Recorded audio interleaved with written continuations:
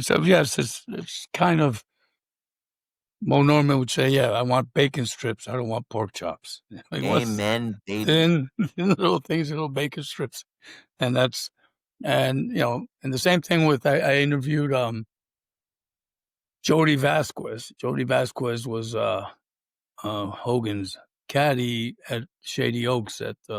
He shagged the balls for him for like Yep, I don't know, yep. 10 years or so. And he said Sure. that when Hogan was striping it, he did not take divots.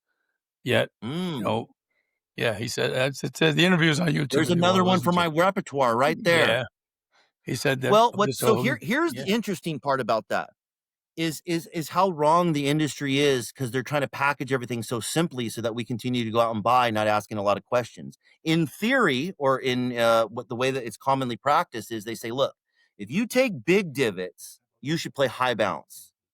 And if you take little divots, you should play low bounce. And it is completely the opposite. Low bounce for a lot of players makes less of a divot, and having too much bounce will create more of a divot. I don't exactly understand why, whether they're compensating to try to get the club into the crotch of the ball and it's causing them to do it, or if there's so much bounce that thing's acting as a plow, moving the earth more and causing more turbulence through the strike. But I've noticed that the bounce creates the turf interaction. It's not the byproduct or the remedy of what you already do. And that's a big misconception that I've noticed. And again, that's an advantage to me and my fitters, knowing what's really going on opposed to what's we theorize could be going on. And that's one of the biggest things that I've noticed. If I give a guy too much bounce, he takes more divot, not less of a divot. And that's like, that's not universal 100% across the board, but there's a huge majority where you'll notice that. okay. Now, so you establish that this tiger strike is a perennial way to hit a golf ball. It's what So creates the data. It creates the okay, data.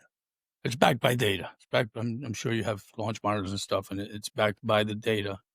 So Sure. now, as a fitter yourself and an instructor, um, Yes. the idea is to try to get people into that angle of attack or whatever, and Well, marry that tiger strike can be with achieved from multiple angles of attack, but essentially the tiger strike is the sun. All of our club fitting protocol and all of our lesson protocol should revolve around it. If you're working on something in your swing and the instructor can't tell you how that's going to gain you a higher tiger strike percentage, I don't think it's going to work. Physics doesn't care how, it just cares when and that it does. So what I've narrowed it all down to is at the moment of impact, what we're trying to do is manage a player's low point. Where did the club bottom out? Because a lot of times that's going to affect where it hit on the face. And what was his face to path relationship? All golfers that I've tested, when I let them warm up, have a consistent angle of attack and a consistent path. They own those things. And a lot of the times it's what they're working on changing. And I say, don't change what you do every time because physics needs the repeatability to get you the outcome. Allow me to try to get the face to match that path while you're keeping that strike location. And the club that gives us the highest percentage of that is going to be the best dance partner for you. Because if I can give you a good shot on your normal swing and say, well, what do you want to do on the next shot? You would say, well, I'm just going to try to repeat what I just did. And I believe that's where good golf lives. Not a lot of people practice enough to change their motion. It's a good thought. It sounds very productive to try to change my motion. But at the end of the day, if you can't change your motion at a higher repeatability rate than your old motion, I don't think it's going to work. I don't think it's going to work. So I'm looking to try to make people better holistically. And then maybe in the future, when we need to shave off more strokes, if we even get there, we could start looking at what could we do to change your swing. Changing your swing is like surgery, which is going to take PT and rehab to get back to where you were. Or you could just take some vitamins that are basically catering to your already biological makeup. And every coach gets to decide on what theory they agree with or disagree with. But the more and more I do this, I'm giving more and more precedence to the club than anything else because we're able to measure such wide variances. I mean, if I add 40 grams of head weight to this club, it's going to change your strike location drastically. So the question is how much can I change your strike location and face to path relationship, not talking about your swing? That's step one. And then it's just a conversation. I'm not here to sell clubs.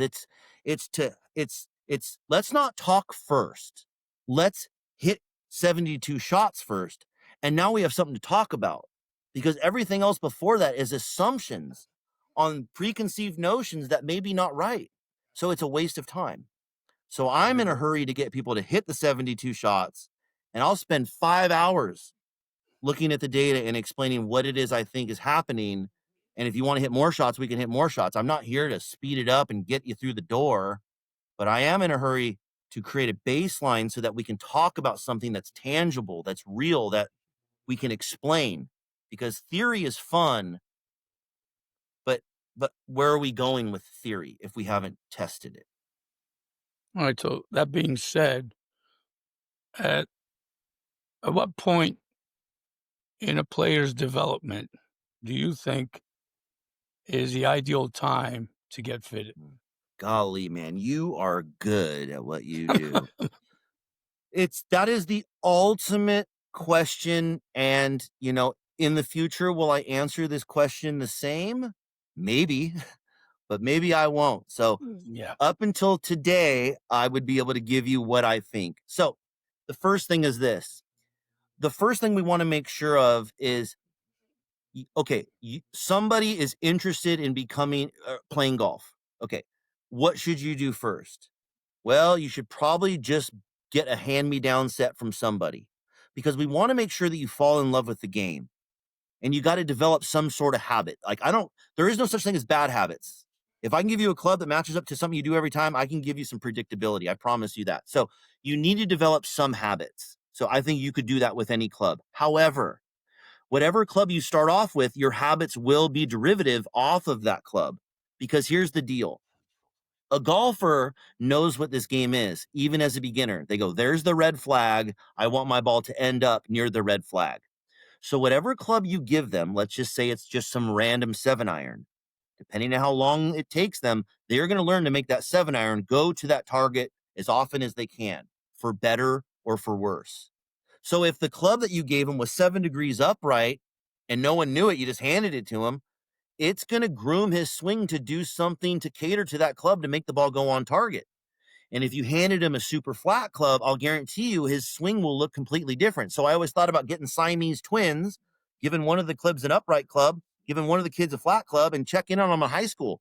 You're going to have one guy looking like Phil Mickelson, the other guy is going to look like Joaquin Neiman. At least that's what I think.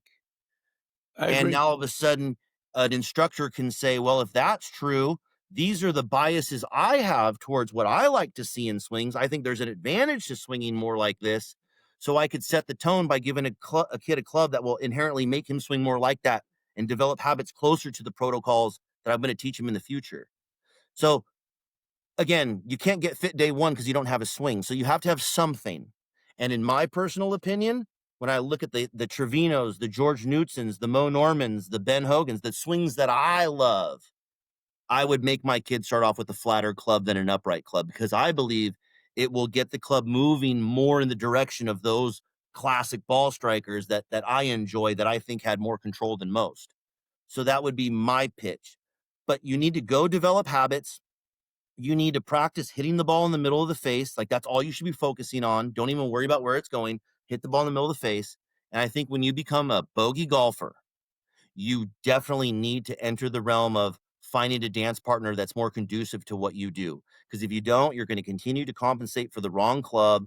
And it's just like, we want to set our glass ceiling as high as possible. That's my goal.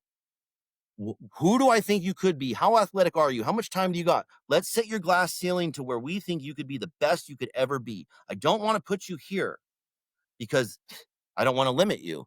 So this is where, self-automation fittings and AI and all this stuff, yeah, they're good ideas, but you can never get to what I'm talking about right now, really piecing together an individual program for a person to get the most out of the game. I mean, that's never going to be duplicated by anyone other than a good coach who's a human being.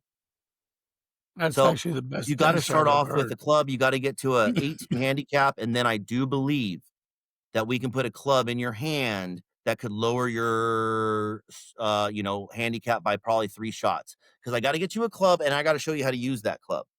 Because if you're really used to an upright club and you aim to the right and pull everything online, and I give you a club that's not so upright and you still aim to the right, well, now you're going to miss everything to the right. So coaching and club fitting cannot be separated.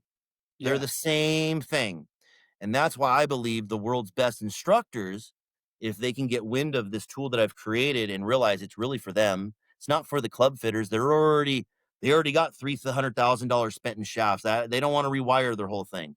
But if you want to be the best instructor in the world, getting an understanding of how these golf clubs interrelate to the dynamics that you're trying to imply to your student is very valid. And it's not that cheap, and you can take it anywhere, and it's just another resource to where if your student's saying, I think my swing weight's too light, well, you could spend 10 minutes and take him through a swing weight test to prove whether he's correct or he's incorrect, and then just move on. Okay, well, again, that's the best answer I've heard. Oh, good. That's how I just I like that. and the reason I say that is because I leave here and I go to the Caribbean, the Dominican Republic, which is, it's a nascent young country in terms of golf. I mean, we produce Mm, the most baseball players in the world, but beautiful sure. golf courses. The sport is just starting out. So there's a lot of this chaos going on. Just unconscious incompetence where guys, 30, 40 handicap. It's like the other guy's telling out, you got to go get fit. Meanwhile, he's over the top. He's taking the divot this big with his driver, and so it's just chaotic. And I Well, in our process, and not everyone wants to hear this, but it's the reality. I mean, if you go through my process, there's a pass or fail part of it. If I analyze your data and you've got no tiger strikes, I'm gonna let you down easy, but I'm gonna get on the phone and tell you what really went down. I'm not here to sell golf clubs. I'm not after your yeah, money. I'm after your score. That's what we say here. And I do think that there are other things that you need to offer this guy. I mean, if he's not good enough to get through your fitting, I mean, what do you do? Do you just leave him on the side of the road and keep driving, oh or well, do you try to design a product to help him get back on the saddle so that he can do the process and succeed?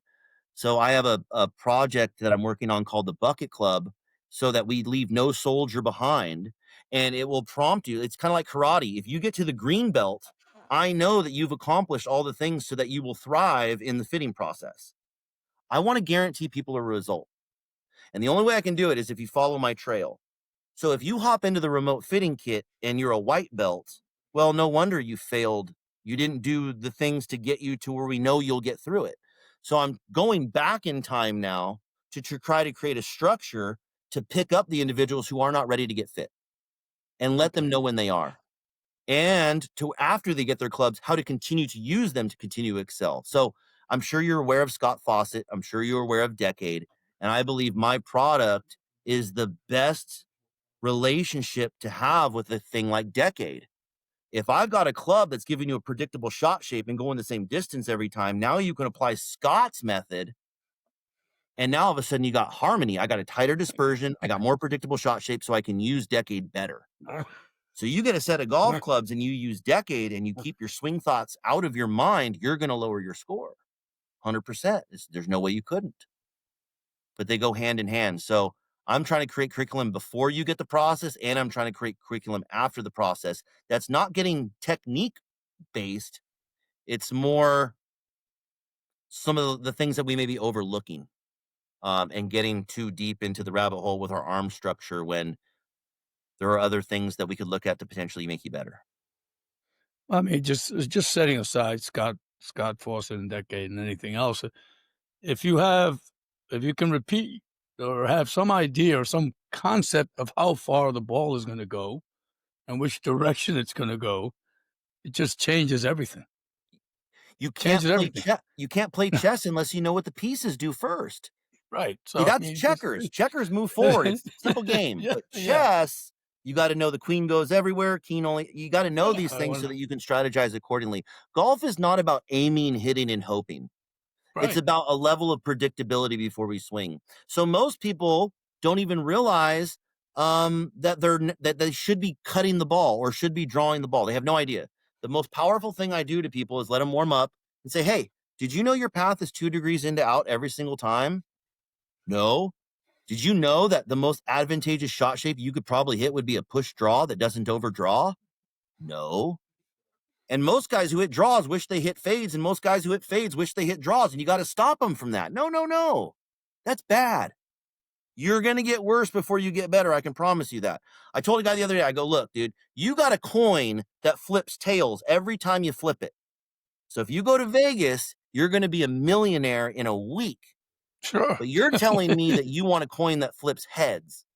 You got a trick coin that only you can't lose with this coin, but you're telling me that you want the other coin, and on the way to get there, it's going to flip 50-50, and now you're just subject to losing money Yeah, again. yeah, you're subject to, yeah.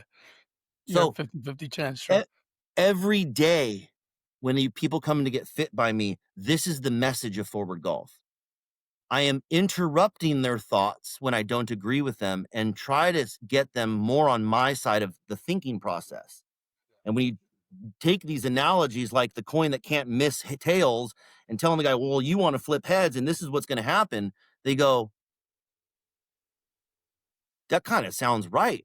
And you're like, well, that's Yeah. what I think because I see you guys every day and I realize the grass is always greener on the other side, but you got to water where you are, buddy. And so if you allow people to tell you what they want, you can sell a lot of stuff, but I don't know if you can make great players. Yeah. If you challenge people at every thought they have that doesn't make sense to you and you can explain it to get them to understand what you're really trying to get across, you can do both. You can sell a lot of clubs and you can get people better. And if I can't get both, I'm not going to do it. I'll leave that to everybody else. And you know, my business partner, this is where, we do butt heads because a lot of the stuff that I'm doing has nothing to do with business. All of my ideas make business guys cringe. They seem like the Or like, wrong way ugh. to go, more complicated. You're making it worse. And every time I fight for what I want and I do what I truly feel is correct, it's just more gasoline to my fire. And that's a blessing. That means there's more people out there that care about this game as much as I do, and their thirst is not being quenched. And I feel like if I can quench mine, I'm going to quench theirs because I think about this stuff like every day, all day. It's all I do. It really is all I do. I'm specialized in one thing. Mhm. Well, that's good, and that's kind of the way. So just to draw some parallels here, I was an entrepreneur, and I was chief cook, bottle washer, CEO, toilet man, mechanic, and I ran around the checkbook here, so I know what that's like. Sure. And, your path and your grind and your hustle is actually admirable. So I'm glad we went through that part because, someday down the line, forward golf is going to be forward golf, and nobody's going to know all the underlying work that went into that, all the sweat, all the blood, all the Sure. tears. Sure. And when you talk to me about this kind of stuff, it resembles, resonates, sorry, resonates with me. Yeah. Sure. So you went through all this hustle and you finally get your pro line in there. You realize that, and no, just as, so I'm certified and actually got flown out to Ping when they Okay. introduced the ISI and spent like 5 days over there at their stuff and Sure. saw the Coyote game, and they had box seats, and when I went up to the vault and all that, Yeah. Ping, Mizuno, Callaway, and we took Tour Edge Golf when they were just we needed so I was part of Family Golf Centers. We were like at about 130 driving ranges, and the largest one was the Mm, one I ran here in New York, and we needed that certain price points. You know what I mean? Like a house brand. sure. We somehow went to the PGA show. There's this small little booth. It's Dave and his brother Gordon, and all of a sudden, we worked. They had 3 or 4 price points, so we we just I put commissions on this thing. It just they went out the door. I think there was no tomorrow. Then Yeah. they came up with a fitting system, right? So I got all the teaching pros on board with this fitting system because the margins were high. Okay. but it was a good product, and that started going out the door. Sure. Next thing you know, we were doing, $1.5 million of tour edge, 2 million, $1 million of tour edge clubs. Now they are the Yep. preeminent senior tour. But, Yep. and I also played the KZGs. I had to put up a pair of KZG, right? That's 'cause this Oh, very cool. Yeah. Yep. Yep. yeah, Yep. I had a set of blades way back in the days. So you get there to the pro line stuff, and you realize that they all have different protocols for fitting people, right? Sure. Sure. Now, Yep. with your model, is this brand agnostic? You Absolutely. understand? So again, my dream was this. So the story is I mean, the story is kind of a Cinderella story, and I'm willing to tell it. So I made a Frankenstein version of what we see today, where I'm using 3 different OEMs to test for sole design, and then I used a KZG head, which was neutral for all the other tests, because I wanted one head for all the other tests. And I was running people through that. And one day, a very, engineer type of mind, which they love this thing. Oh my God, throw an engineer in front of me and we're going to have a great time. They love this process. But what he hit me with was he says, I really like what you got going on here. The only issue that I can see with your process is you're telling me that you're comparing an apple to an apple in the sole design test, but that blade has a way thinner top line than that Callaway that you're saying is high bounce. So, like, is this really an apple to apple test? And I knew it. It's not. It's my best that I could do with the resources that I had, realizing I don't know how to make an iron. Let's get one thing straight. I did not know how to do this. That's why I never tried it before. So what he made me he was the straw that broke the camel's back, because I knew a long time ago, like, wow, the way to really pull this off is I'll have to design an iron to do this. But I didn't know how to do it. I never really thought I would need to. But when he was like, you really should do that because it would put a guy like me even more at ease. I started to think like, okay, maybe I should look into this. I found one of my buddies who specializes in CAD design, and I started to think to myself, okay, what are the what are the variables? I listed 8 of them. There's actually a couple more, but you can only do what you can do. And I realized, I need 30 grams of interchangeable head weight so I can make a club 1.25 inches over and 1.25 inches under, swing weight and total weight the same. That was the biggest hurdle to get through.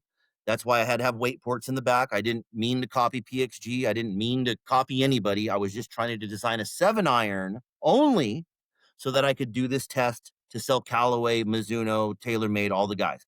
I just wanted a process for myself to sell the big guys stuff. That was the goal.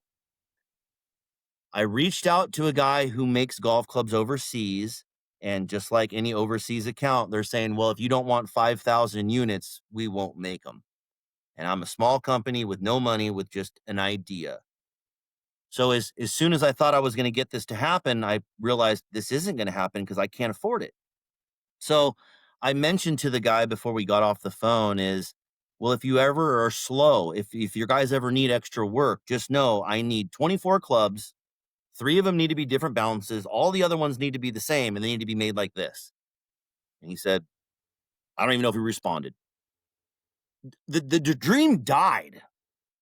I and 8 months later, I literally was still using the Frankenstein one, but to create my own was off of my radar until a direct message came into my Instagram inbox. And he basically said exactly what I asked. He said, hey, we're kind of slow this month. I want to take on this project, and I'm not even going to tell the owner of the foundry. I'm going to do it at night. So we did it. I got my prototype process. I built it out, and it was better than ever. I was so excited because now the variables are even better. And I invited my 5 pros that I work with to come in, and every single one of them started to look at my club and how it was performing against their club. And we were blindsided with something that not in a billion years I would have imagined.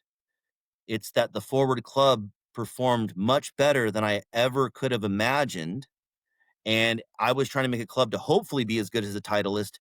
And what we started to see is there was maybe some a little bit more of an advantage to it. So 2 of the guys, the pros, were saying, if this 7-iron's really as good as better than mine, I would play this set because I like the way it looks. It feels good, but the numbers are clearly better. So I reached back out to my guy overseas and said, I got 2 pros that want to take this 7-iron and make sets out of them. And he said, well, I'll do 2 of those sets at night, not tell anybody. I'll send them to you. He sent them to me. They both played the set. I told him honestly, I said, look, guys, I have no idea which direction my business is going, but here's what I don't want. I don't want you to be my friend and hit a set of irons that have my logo on there and tell me a bunch of sweet nothings. Because if you do, I'm going to go out of business. But if it's really as good as you guys think it's going to be, feel free to share that with me. And I will probably have to do something about it if it's as good as what we're looking at right now. They went and played pro tournaments over the next couple months. And they're saying the way that this thing performs, sounds, feels, basically guys are walking up to them on par threes going, what is that? It sounds insanely different than what we're used to. And the rest is, and then all of a sudden I'm an iron company. I wasn't prepared for it. I didn't have the freaking infrastructure for it. I ain't got shit for it. But here I am trying to figure out how to build these clubs to perfect specifications. And I never thought, and overnight I became an iron company. So that's kind of the story between that. But, what's very cool is I've given John Sinclair, which is a good friend of mine now, a few iron heads to test because that's kind of what he does. He does thorough scientific method testing, and this iron is performing at an extremely high level. And I think that's why the product is starting to outshine the process, even though that's not what I want and not what I'm here for. But it's kind of hard to stop it from doing that when it is doing what it does. But they're So intertwined. an They're intertwined. an iron company, well, yeah. I mean, this club I that mean, I it's not built, like I mean, again, we can build a club an inch and a half over length and get the thing to swing weight C0. I mean, that's not possible in golf. That's not real. But it is when you have our club. And you can't get a club to weigh 300 grams on the 7-iron, but you can with our club. And what's interesting is it takes shaft flex and turns it on its head because that extra stiff is only extra stiff at 270 grams. If I make it 240 grams, that extra stiff is a quadruple X. And if I add right. a bunch of weight to it, it makes it a regular flex and it changes the torque. So this is a whole new world. And people Yeah. want me to give them all these answers of what's happening. And here's what I know. I know that I had questions going into this. That's why I built the process. And this process has left me with more questions than I had before. I came for answers and I'm left with more crazy concepts to ponder to try to make sense out of it. That's where we're at. And why I'm trying to get people involved with this process is because I need more people at the table helping me figure out the truth of the matter. I'm not smart enough to look at the 8 variables and how the winners all and how they all need to intertwine. I'm working on it. I got people helping me, but like that is where all these golfers and coaches could come together to figure it all out. And that's the dream. Before I die, I hope that this could be some sort of industry standard that people have adopted that uses a stepping stone for the next great thing. That's what I'm hoping for in all of this. Well, the Not fact to that sell you're iron heads. willing I don't care if you play my clubs or not. I don't care. the fact that you're willing to admit that you still have more questions Oh, is just an baby. indication that, you're not satisfied with status quo, right? So No. you can sell clubs. If you're not comfortable, if you're not, you don't feel like it's 100% yet, it means there's still room for improvement. And Yep. that's the kind of person I am. I don't like mediocre things. I Yep. like things to be done. Well, and that's the thing is I I believe drive there's myself enough. crazy, and everybody Yeah, around me goes crazy, but that's just me. there's enough people like me and you to support my efforts I agree. because I'm after one customer a day for life. That's the goal. And One devout customer for life is what I'm after, and I'll get them one at a time. And you know what? That the movie The Matrix is just the best movie ever because there's that point where Neo has to choose the red or the blue pill. And not everyone's ready for the red pill, even if they say they are. And that's okay because Forward Golf will be here and we'll be waiting. When you're beat, battered, and bruised and broke because you spent all this money doing it the wrong way, we'll be here. But we've realized you have to be ready for it. You have to surrender that you've tried everything and you've lost a bunch of money. It's like an alcoholic, right? You never sober up until you realize you truly have an issue and you got to address it. And as weird as it is to compare the two, I do believe golfers are in a similar boat. They just don't realize it yet. The guys we excel with the most are guys who have been fit at every other organization. Those are the guys we excel with. They go, I've been everywhere and now I'm here. And this was the best experience I've done. So now, yeah, that sobriety and recovery and that stuff has a lot of parallels with everything, actually. But Sure. Absolutely. so beyond where we are now, which is you're based in Ventura, is that correct? Ventura, California. Yep. Southern California. I drove up there. I work with Greg McCatton out in Vista, Valencia. So, Oh, the hat. yep, That's that's impact. yeah. There's the shake. There's the handshake. I still think that Gankus. Was that Gankus' first coach, or was it Doyle? Oh, I'm sure it was. It wouldn't surprise Yeah, me if it was. yeah. Because well, I said that, and the guy said, "No, it was Doyle." I said, I think that was the hat." But I think anyway, you might be right. I think you might yeah. be right. But so I go up there. It's good surfing because it looks like surfy water. I drove up Oh, and yeah. I looped back around. It was like a surfboard place. But beyond your little enclave there, of Ventura, which I'm sure is a hot spot for forward golf, Sure. and it's if I'm somewhere else and I want that experience, how do I go about it? Right. So the story is, I don't know how good you guys think it is so far, but the story gets better. Okay. So so now I've developed the process. I have the foreign iron heads and I'm running this process every single day.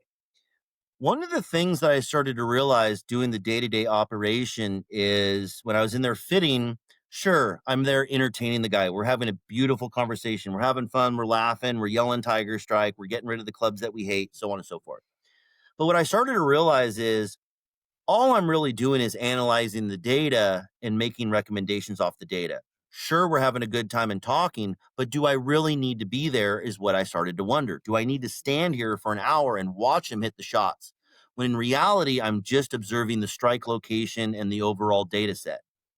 So I had thought it, but I didn't do anything about it. I just kept doing what I did because they're there to have fun with the mustache guy. So that's what I do. Hmm. But one day I came to work. I come to work every morning at 5 a.m. My studio had got broken into. Some guy busted the windows, ransacked everything, and my place was a complete disaster. So it was really feeling violated, a terrible feeling coming to work and seeing that you've been vandalized to such a degree. But the only thing that they didn't take was the forward golf iron fitting process. Um, Whether they thought it wasn't worth any value or it was shoved in a place where they just didn't see it and they were in a hurry to get out. I don't know why. Maybe the golf gods threw me a bone and didn't let him take it. I don't know. But they did not take the 24 club process that I used every day. But my studio was in such a bad disarray that I couldn't just operate that day. I had to cancel my appointments for the following week. We're going to make no money and we got to, get back on the saddle and get it going. So the way that I don't know why my brain works this way, but I'm pretty good at problem solving on the fly. It doesn't take me long to come up with an idea that might sound weird, but could be in a way to not just close down for 2 weeks. So I use this opportunity or tragedy, whichever one you want to look at it. It turned from a tragedy to a blessing. I said, well, I've been thinking about analyzing people's data without watching them hit. So here's what we're going to do. We're going to put these in a rifle case. I'm going to send them to my buddy in South Carolina. Him and his friend will go through it. I'll analyze the data. I will make them a couple clubs and we'll just see how it works. We did that and it was successful.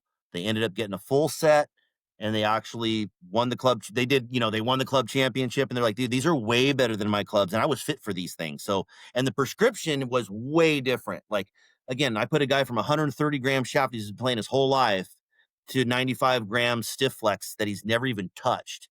And the dude had me make him a single club.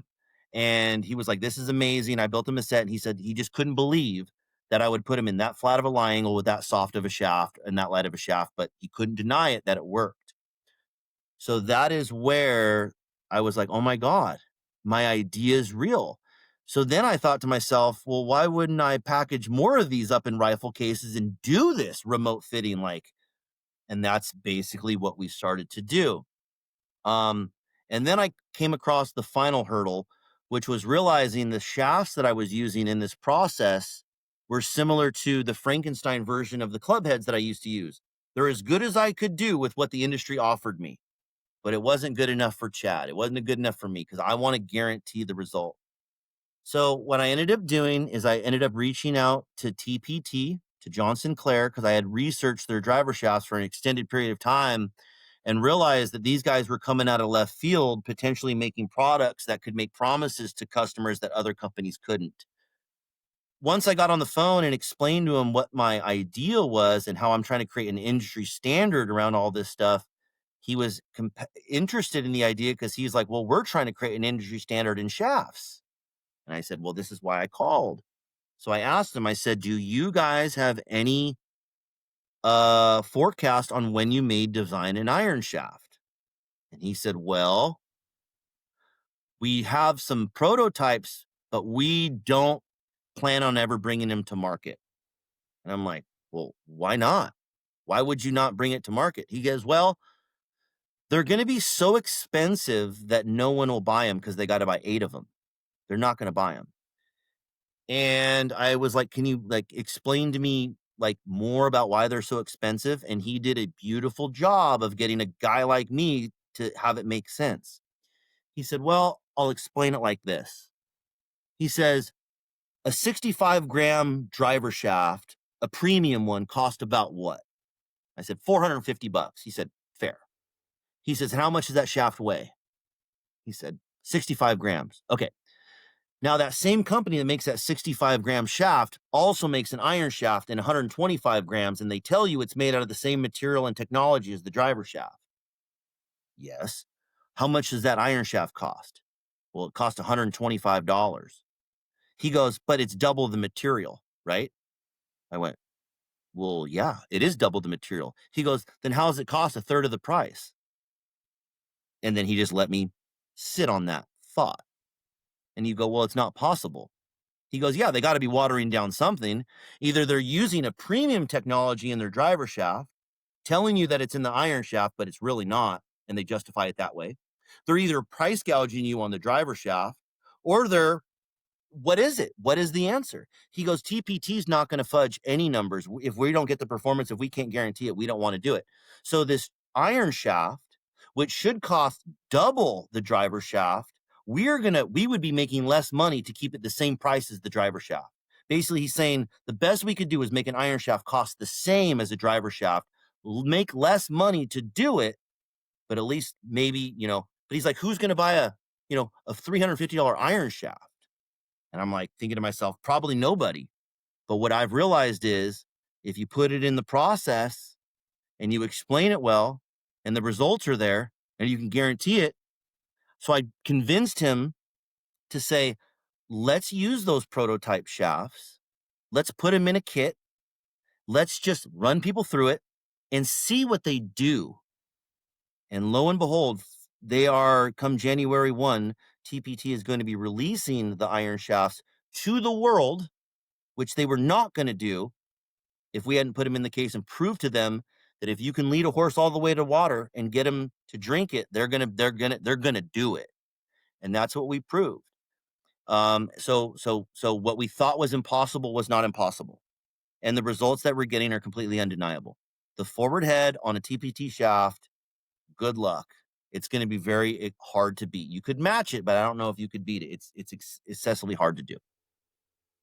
So that was the final thing that I did. So now my variables are 100% controlled to a zero tolerance because I've adopted these shafts, and I've paid more money than any big company would ever pay to implement into my case.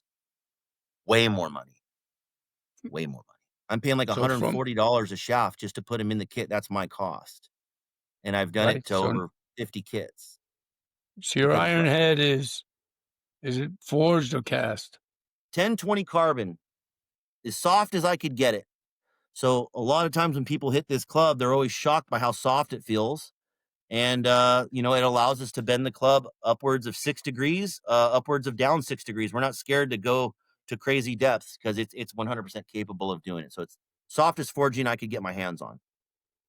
Now, that combined with this new TPT shaft, which you just described as, I mean, all right, so we scale, let's say TPT scales it, takes it out to the masses, right? It's still going to be quite an expensive Mhm. proposition, no? It is. Well, so a forward golf iron head starts at $160 a head, depending on the color and finish. And then the shaft for TPT is $290 per shaft. Yeah. But now again, you don't have to get a TPT shaft because here's how it works. If I know the total weight of your club and what it needs to be, and I know the flex of what your club needs to be, and I know the kick point or profile that your shaft needs to be, I can make recommendations based upon those metrics. So I've got Russ Ryder's database that we use every single day, giving people different price options. But if you want a guaranteed result, meaning you hit this certain club in my test so good, we don't see why we wouldn't just duplicate that club. And if we do, we can guarantee you those exact same numbers.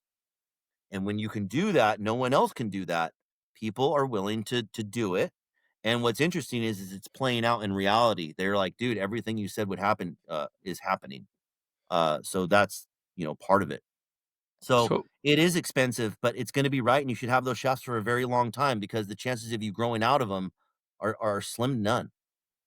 yeah, so well, you have to look at it as a long-term It's a investment long-term investment. and with the hopes that you're going to get a return on the Through enjoyment of the strokes game. gained. Yep, Yeah, through strokes strokes gained gained. Yep, exactly. equals enjoyment, right? Well, that's exactly, it really does, and, a lot of golfers will come in here and as we get started, they're like, I don't really, I'm not really into it about score. Like, it's not about, I don't really keep score. And I think they're liars. I don't think they're being honest. So I challenge them all the time. They go, I don't really keep score. I go, so if we played hole one and you made a birdie, you wouldn't know? They go, oh, well, I mean, I would know if I made a birdie. You go, oh, so you are counting. You just stop when you make a 9. Is that what you're saying? You stop when you make a big number. You decide to stop. But if everyone, when they're playing well, knows where they're at, and more birdies equals more fun. And, and this is one of the biggest things in fitting is allowing the word feel have too much jurisdiction over everything. What if a club felt great, but the performance was bad? What do we do? If I give you a club that doesn't feel good, but you hit it 12 feet from the hole 80% more of the time, I bet you learn to like that feel Oh, because yeah. what feels good are birdies. Birdies feel good. And challenging just that premise is like, feel is an unmeasurable thing currently.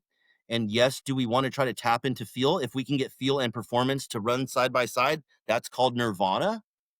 But at the same time, we don't want feel, which is unmeasurable, to override the data that is saying, hey, that club that you say doesn't feel that good is performing at an elite level, and let's try to figure out why.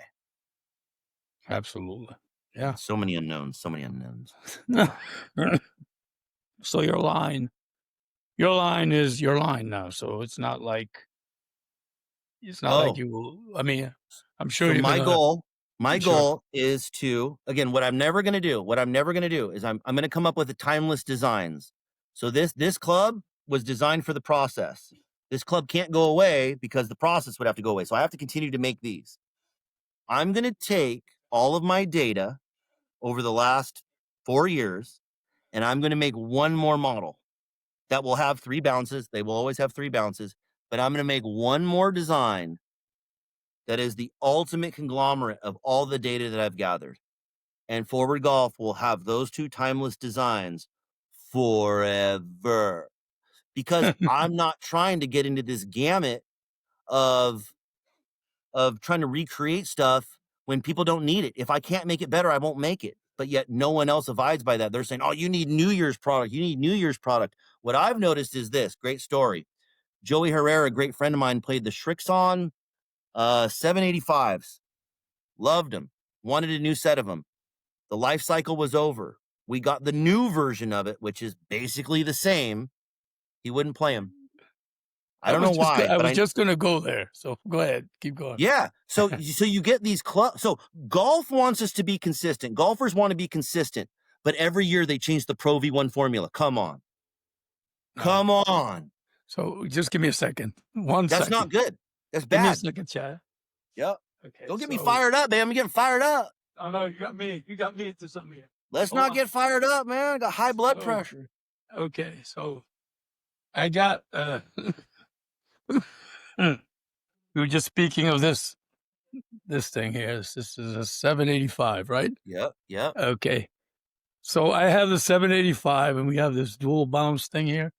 Yep. Makes them really good. And I got the ZX7s, and you being a Shrixon guy, okay? I got the ZX7s, then I got the ZX7s that make two, and then there's the I version of it. It's all the same. I mean, they knew a good thing when they had it, and Sure. they just changed the aesthetics a bit, and it's just the same damn club. I don't care, I know. So again, so that's not what I want, because there's more things to good golf than just golf clubs. See, golf club Right. companies, they're stuck. That's who they are. I'm a golf coach trying to figure out where good golf lives. It's a totally different objective. My goal is to say, dude, your clubs are good enough. Sack up and let's go practice. Let's do what golfers do. Because what I've noticed is this: guys who believe in the golf swing, they never get fit for clubs. They go, oh, I'm still working on my move. I'm still not flexing my lead hip in transition to get fit. Well, that guy's missing the boat. He should have got fit years ago. But then you have the other guy on the other side of the world who doesn't even look at his golf swing, doesn't realize that it could be 1,000 times better. And all they're doing is just buying the new club, thinking it's going to be their saving grace. If both of those guys would just switch the side of the fence, everyone would get better together. Yeah. And it's hard to wrangle them in. They're stuck in their thoughts, they're in their ways, they're stuck in their ideas. And that's why my job is to try to get their brain to turn over and think. Just think a little bit. I'm going to pose questions that are going to make you think and doubt, and that's good. You should think and doubt, because these companies are trying to make $1 billion, and they've got great strategies to do it. But is it at strokes gained? I don't know. I think it's kind of scad that Scott Piercy's got to go back into the archives and buy clubs off eBay because he plays a model that hasn't been made in 15 years. That's not where good golf lives. Yeah, that's So where if I can create a design that can stand the test of time, and a guy says, I love your iron, I'm going to say, yeah, and in 10 years when you need another one, I'll be right there to do it. Same one. Not going to change nothing. That's my goal. So totally opposite. And that's why I know that, I might not be a club company forever, because people might, this might lose fire, and who knows? But coaches can live forever. You Improving can't be people all lives things to forever. all people, and I think you've No. realized that, right? So Exactly. there's a certain market segment that's going to gravitate to what you're saying, and there's other people, you know what I mean? Like there's bomb and I just Sure. had this because there's a group, a subset of golfers that are just about hitting it long and buying a transfusion and checking out the cart girl. I mean, Exactly. that's not the Exactly. that's not That's not my guy. That is not my guy. exactly. That's not the person who's going to, that Nike Vapor 3-iron, right? Yeah. Bruce Koepka still has it. And there's a bunch of Exactly. guys out there that are still Exactly. carrying it, right? Exactly. Exactly. So what are you going to do? So, one thing I've always noticed is when you walk into a local golf retail store and you're a good golfer, or you've been around the game for a long time, a lot of the times that good player who walks into the store almost feels like there's a good chance that they know more about equipment and what they need in their game than the person asking them, hey, is there anything I can help you with? And that's not good. And what Forward Golf likes to do is be the place where a +7 handicap can walk in, and right away, Chad's going to throw a couple roadblocks in your way to see how much you really know. A good player walks in and you ask them how much bounce is on your 7-iron. A lot of them don't know the answer. And you go, well, if you play professionally, you probably should know that, don't you think? Yeah. And then instantly they're like, whoa, like, what the hell? This guy just put me on the defense immediately. And it's like, well, you say you're a pro, but pros know what's going on and you don't really know what's going on. So let me help you. and I take Sure. a place of authority right away. Now, again, if a guy comes in, I've got booby traps everywhere. I got a lot of booby traps from the +7 because the +7's saying, "Oh, if my swing weight's not perfect, I can't play as good." And what I'll do is hand him 2 clubs that total weight completely different, but they don't realize it, but they swing weight the same. So I'll hand him club number 1. Say, "What do you think the swing weight of this club is?" And if they're smart, they'll say, "I'm not sure." Then I hand them the next club and I go, "Well, what do you think the swing weight is of this one?" And if they're smart, they'll say, "I'm not exactly sure." And then you could say, "Okay, no problem. You're not wrong. But out of the 2 clubs, can you tell me which one swing weights more?" And they go, "Well, this one swing weights more." Then you put them on the scale and they swing weight the same. And then you go, "Well, And now so what?" So I have all these little things set up to where whoever walks in, and if a guy passes my booby traps with flying colors, I will roll on my back and say, "I want you to hit it. You tell me what you need, and I will listen to you because you clearly know what's going on, and I'm not here to impose." But if you mess up and I prove that you don't know as much as you thought you did, I would love to enter the conversation and try to help in any way that I can. And that's what we do. So when you come to forward golf, there are certain things that you got to get through to prove that you really know what you know. And not many people get through it. And that just helps us get to the final destination faster. well, yeah, and it harkens back to the original conversation where, you go to a big box fitter or a superstore or whatever, and you're trying to talk golf with the person in front of you, and it's not like they can really help you, or they can't Sure. offer alternatives or solutions or even understand what the gist of your problem may be or your concern, and it's Sure. yeah, but it is what it is, right? So that's If why there we is have guys one like thing you. that I hope happens is, and I don't know if it will because logistically and scalability wise, it's the dumb. I can see why the big companies didn't do it the way I'm doing it. I can see it, but I hope that forward golf gets enough recognition to where Ping, Titleist, all the big companies have to make 3 bounces. They just now have to do it. And if they do, we can go back to marketing competitions because that's where we're at right now. It's just a marketing competition. But because no company makes all 3 bounces, forward golf saying, well, it's not marketing anymore. There's a performance thing that we're missing. So as soon as they can conform their strategy to have all 3 bounces, it could go back to like, hey, I'm a Titleist guy. Perfect. Well, Titleist has a high bounce T100, a low bounce T100, and a mid bounce T100. I have no problem with you playing Titleist. But until the big companies organize themselves to have all 3 bounces, I won't let people have loyalty to any brands without knowing the specs first. That's so I would love to see that happen. And a lot of people go, well, doesn't that put you at a disadvantage? No, I'm attacking the golf industry in the fitting space, not the club head space. I'm not a club company. I'm a fitting company that is allowing people to buy my clubs because they seem to want it and I want to make them happy. But that's the goal is making the prescription process an industry standard. That's the goal. And let Perfect. everything go back to the way it was before they had the 3 sole designs. Okay, And we'll see so if people follow suit. I need 2 minutes. Cold and cold. So, yeah, we could go on forever, that's for sure, but Sure. no, I mean, I don't really have anything further for now, Okay. okay? But if you have something you'd like to add that we didn't cover, please, well, let me know. Yeah, I mean, I feel like we went over quite a little bit of everything. Again, what I want people to really realize is forward golf is just after where your best golf lives as someone who's striving for that. There's no other strings attached other than that. Um, what I would love to do is I would love the opportunity to try to get you a prescription to run you through the process, whether we send you a remote kit, send you the kit, have your fitter kind of run you through it, and explain to them like kind of how it is.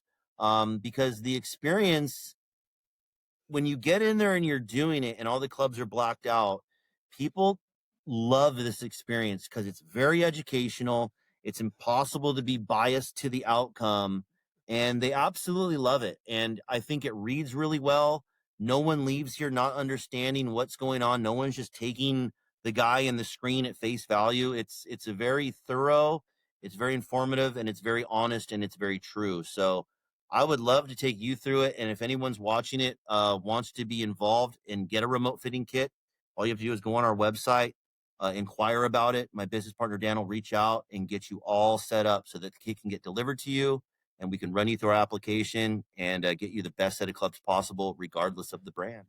So this idea, this concept, is it ideal to do it on a mat, in grass, or does it matter? The variable, is that one of the variables? If I can have it my way, people ask me this all the time. They say, I want to come to California, I want to get fit with you, and I want to do it off the grass. And I basically tell them, I said, if you want the best results, we should start indoors. I need to create a baseline inside, because here's the deal. I got paspalum out at my range. Beautiful. But do you play on paspalum? And if the answer is no, I just beat you right away. I don't care here's the deal.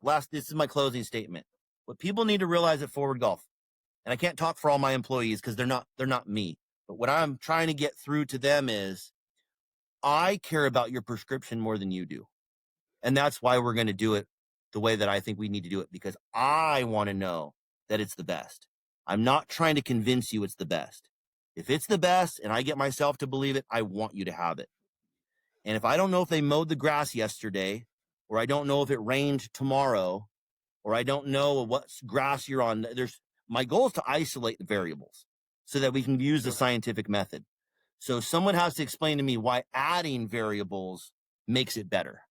So I would like to, in a perfect experience, start indoors, get our baselines, build a few sample clubs, go out to the golf course, set up some scenarios, and gather more data that way to where we can cross the T's and dot the I's. Is the second part necessary?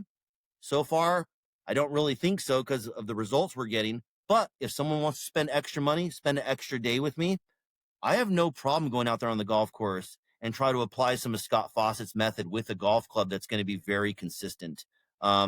Ultimately, that's what I'm trying to do, is align myself with the golf course so I can do just that, provide that extra level of experience to where we are indoors, we are outdoors, and we're on a golf course. So, stay tuned on that. I've got some things up my sleeve that I think I might be able to pull off in the next, few months. Well, I usually do a pilgrimage to Cal. I have an office in California, in Redondo Beach. Okay. I haven't been there in 5 years, but it's there. I know it's there. Sure. I get some money coming out of there, so it's still there. All right.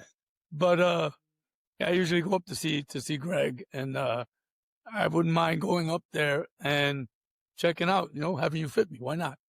And taking Absolutely. that, I would like to take that. Now you talk paspalum. I'm in bent grass area here in the Northeast, right? Sure. But when I go down south to Dominican, I'm in paspalum, Bermuda. Oh, there we go. That's there we all. go, I mean, baby.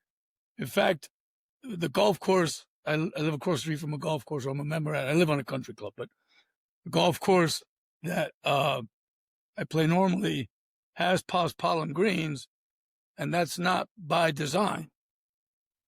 In other words, if you have Bermuda greens and somebody went to Casa de Campo and didn't clean their shoes and they're stepping on your greens, paspalum is like unstoppable. I've never seen anything like it.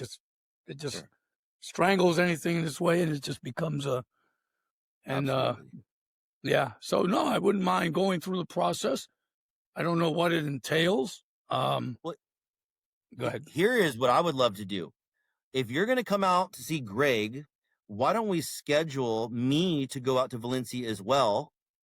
He can look at your swing, clean you up a little bit. I would love to fit you in front of Greg, because Greg is one of the most beautiful minds in the golf space that I've come across. I've been a giant fan for many, many moons. And I would love to see him see the process and just see what he thinks, and if there's anything he can add, if there's anything he could. I'm open. I want to make it the best process ever, and I'm open to all criticism, whether it's good nor bad. I'm open to it all. You know what? Let's plan on that. I mean, rather than go south, I'll go west. Yep. And we'll do that.